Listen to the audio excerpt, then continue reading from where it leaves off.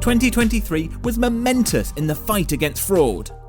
It saw the passing of the Online Safety Act and the Financial Services and Markets Act. Both of these happening after years of exhaustive campaigning from us here at Which. But the battle against scams is far from over.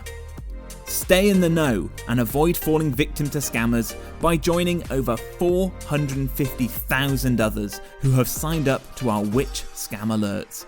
To sign up, head to which.co.uk/scamalert today.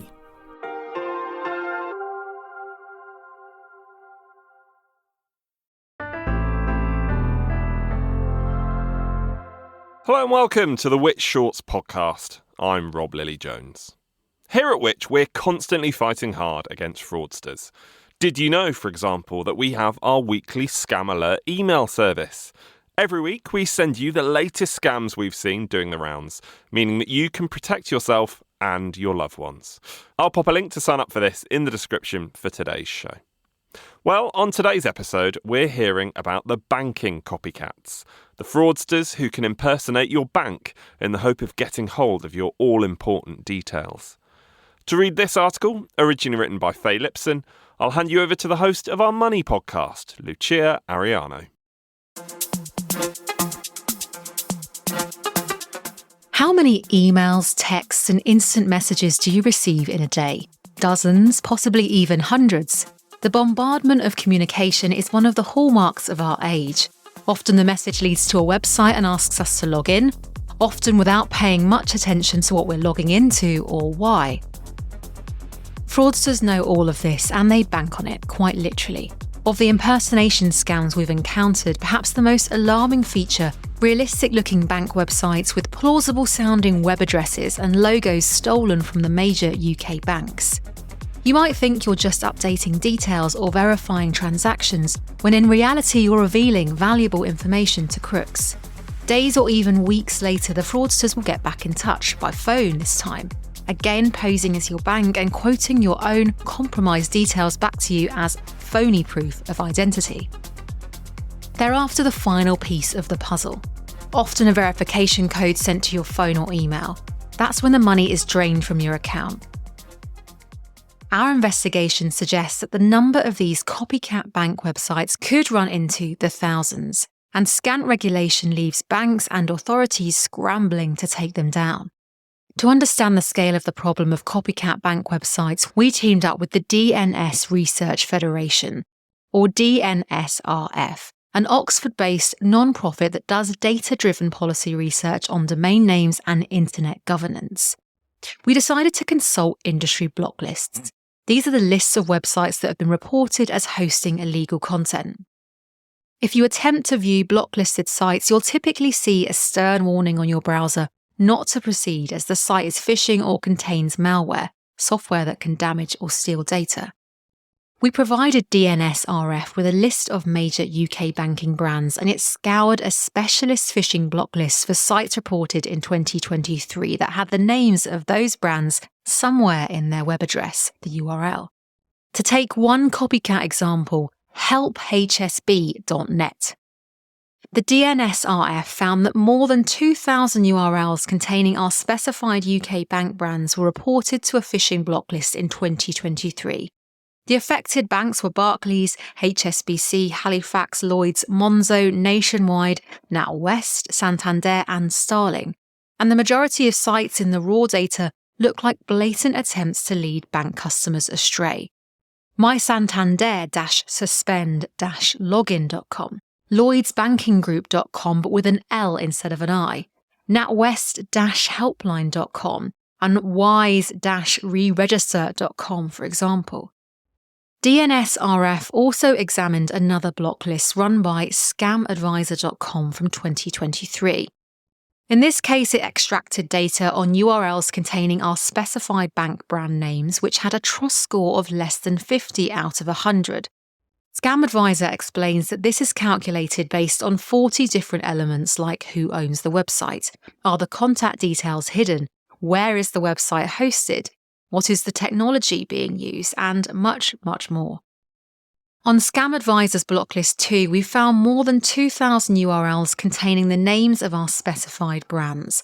Copycats mimic the same brands as in the phishing block list, with the addition of Clydesdale.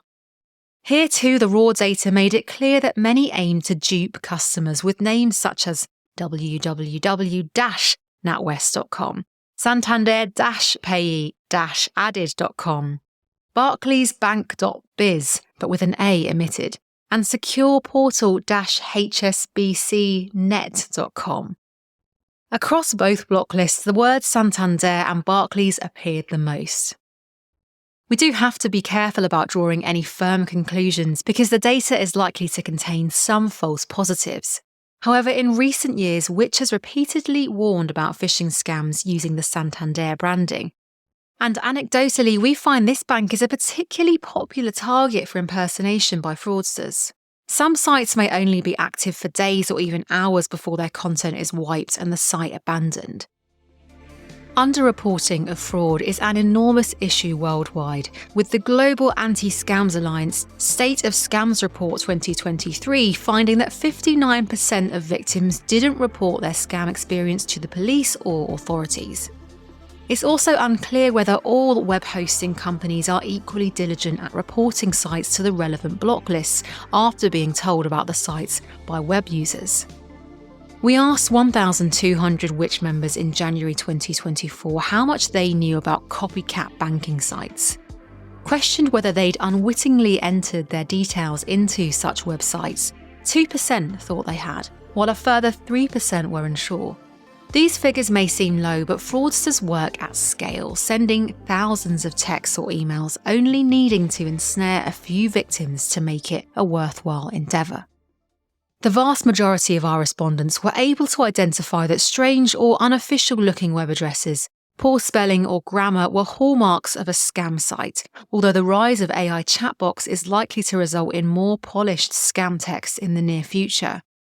However, only 27% of people knew that you could use a domain lookup service such as who.is to see when a site was registered. Doing this would allow you to spot a brand new website masquerading as a long-established bank. In our final question, we presented respondents with a list of 5 web addresses from the phishing block list that we strongly suspect of being imposter sites for Barclays. Reassuringly, almost 2/3 of respondents identified that none of the URLs they saw were genuine, but around 1/3 of people were unsure, and a small percentage thought the URLs were genuine, 3% for barclays-portal-security.com, 2% for both barclayshelpchat.com and barclaysverify.com, and 1% for each barclayssupportive.web.app and iPortalBarclaysHelp.net. In the comments section of the survey, many respondents said they follow the online safety adage of never clicking on links in unsolicited texts and emails, while one recounted how they'd nearly lost thousands of pounds after submitting reams of personal information to a fake Santander website in the belief they were opening a fixed-term savings bond.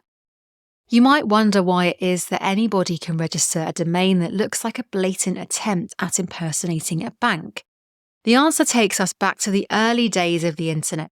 At that time, in the 1990s and early 2000s, domains were being registered at such high volumes that it was felt to be impossible to conduct detailed checks on those buying them. Therefore, the domains industry operated and continues to operate on a first-come, first-served basis. However, the volume of domains being sold has dropped significantly since that time, and it's arguable that greater checks could be put in place today. In the fight against fraud, it might be easy to overlook domain registrars and web hosting companies.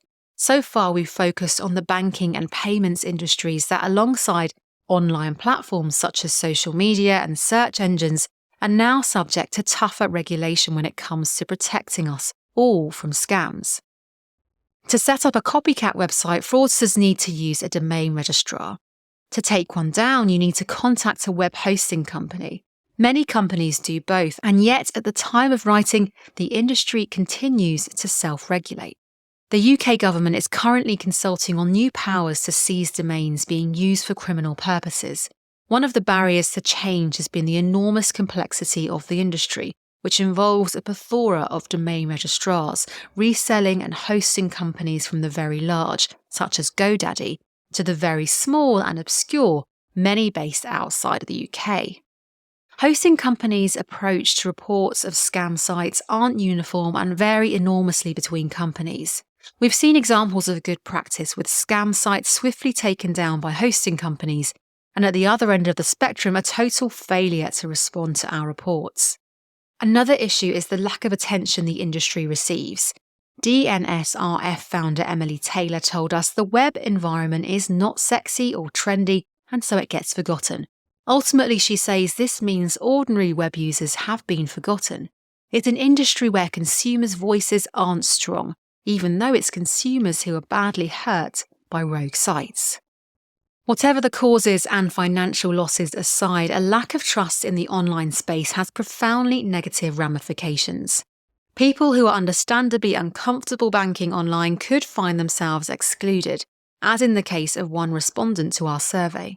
They said, because the internet is the Wild West, we try to only use our credit cards. We have come to the conclusion that if our bank says online is the only way to do business, our business will go elsewhere.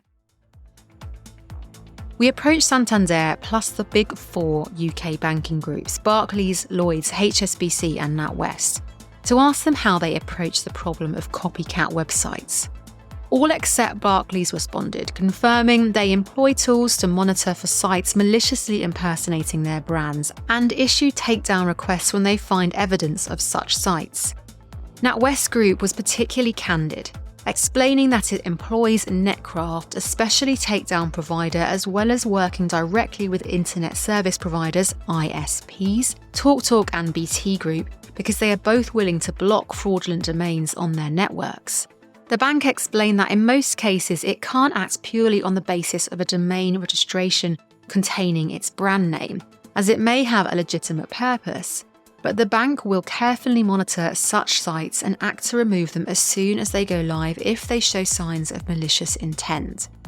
NatWest told us it goes further by driving the takedown of scam crypto and investment sites targeting people in the UK, therefore protecting all internet users and not just its own customers.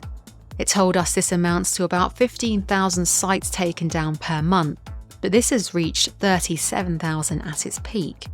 Lloyds Bank Fraud Protection Director Liz Ziegler hinted at her frustration with the domains industry, telling us the process of detecting malicious sites is complex and the options available to us can be limited. This is why it is vital that tech firms do more to crack down on the criminals using their platforms to impersonate trusted brands. Santander cautioned that in many cases these scams start with an SMS phishing text providing a fake link for customers to follow. We're working with telecoms companies to prevent these at source and would urge customers to never click on links in a text or email purporting to be from their bank or another trusted organisation.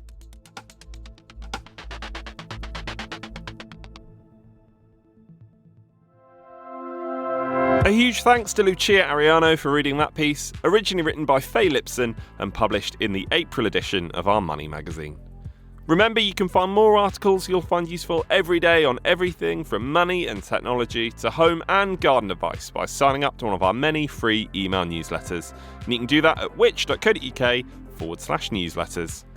We'll be back next week for another episode of Which Shorts, and thanks for listening. Which Shorts was produced by me, Rob Lily Jones, edited by Adrian Bradley, and the exec producer is Grace Farrell.